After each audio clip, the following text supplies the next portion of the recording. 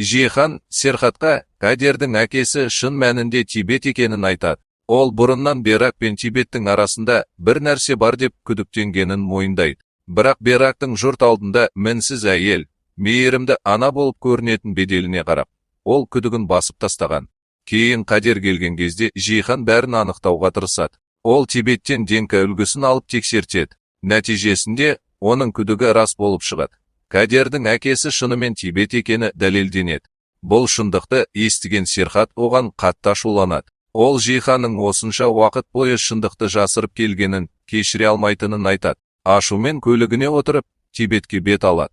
Ал дәл сол уақытта Жихан үйінен кетуге дайындалып жатқан еді. Сол кезде ол Беракпен кездесіп қалады. Жихан оған, күйеуіңе барлық шындықты айттым деп, бұл жерден дереу қаш дейді. Берак бірден шешім қабылдайды.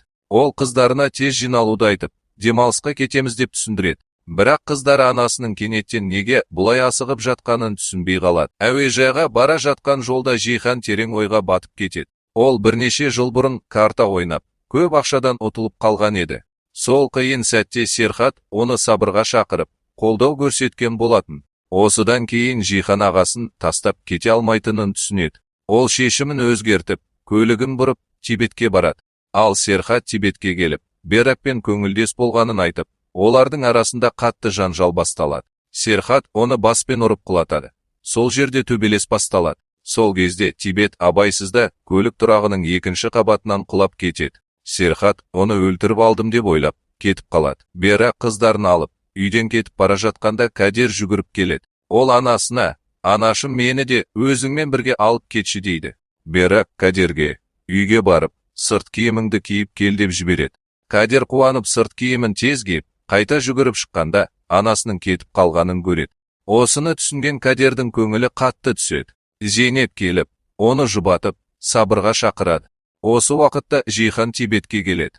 Көлік тұрағында Тибеттің ауыр халде, түссіз жатқанын көреді. Бұл Серхаттың ісі деп түсінген Жихан бірден полицияға хабарласып, барлық кінәні өз мойнына алуға шешім қабылдайды.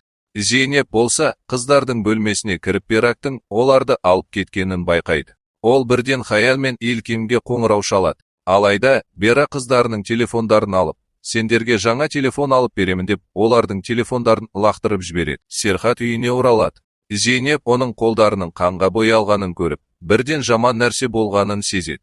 Серхат шындықты жасырмай, Зейнепке бәрін айтады. Ол Кадердің әкесін тапқанын және оны өлтіріп қойғанын мойындайды. Бұны естіген Зейнеп көз жасына ерік беріп жылайды. Серхат оны сабырға шақырып, маған ғашық болма деп Берактың былығын қыздарына айтып полицияға бармақ болады. Зейнеп болса, Берактың не үшін үйден кетіп қалғанын ұғады да, Серхатқа олардың үйден кетіп қалғанын айтады. Бұны естіген Серхат Беракқа ашуланып, қыздарын іздеуге шығады.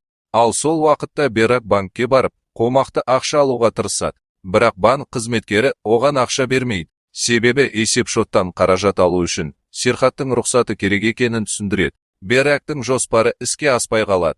Илким мен Хаял анасының іс-әрекетін ұнатпай, әкесіне хабарласуды ойлайды. Олар банк күзетшісінің телефонын сұрап ақыры әкесімен байланысады. Әкесі қыздарының қайда екенін біліп банк кеңсесіне асығады. Серхаттың мақсаты қыздарын Берактан алу еді. Алайда Берак қыздарының әкесіне хабарласқанын біліп, оларды алып кетеді. Серхат банк кеңсесіне келеді.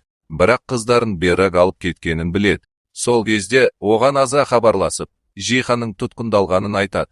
Ал Жихан Серхатты қорғау үшін кінәні өз мойнына алып, қамауға түскен болатын.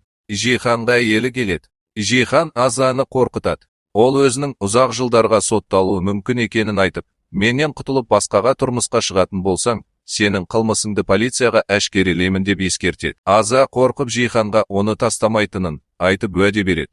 Серхат полиция бөлімшесіне келеді. Ол Жиханмен кездесіп, қыздарына анасының іс-әрекетін айтып, сосын өзі кінәні мойнына алып, түрмеге отыруға дайын екенін айтады. Бірақ Жихан бұған келіспейді. Ол Серхатты тоқтатып, Тибеттің жағдайы толық анықталғанша шындықты уақытша жасырып жүруін сұрайды. Аза әрекетке көшіп Жиханның кабинетіне кіріп, өзіне қатысты флешканы іздей бастайды. Бірақ таппайды. Ал Жихан алдын ала ойластырып, флешканы Ебруға беріп қойған еді. Ал Берак болса қыздарын алып, шетелге қашып кетуді жоспарлайды. Ол Тибетке қоңырау шалады. Бірақ Тибеттің ауруханада жатқанын біледі. Ол Тибеттің адамына шетелге шығуға құжат жасап беруді сұрайды. Бірақ олар Берактан көп ақша талап етеді. Беракта ондай ақша болмайды. Ол құрбысы Седефке хабарласып, бұл қаладан кететінін айтып, қаласаң Серхатты өзіңе қаратып ал дейді. Сонымен қатар, Седефке үйге барып, өзінің қымбат зергерлік бұйымдарын алып келуін өтінеді.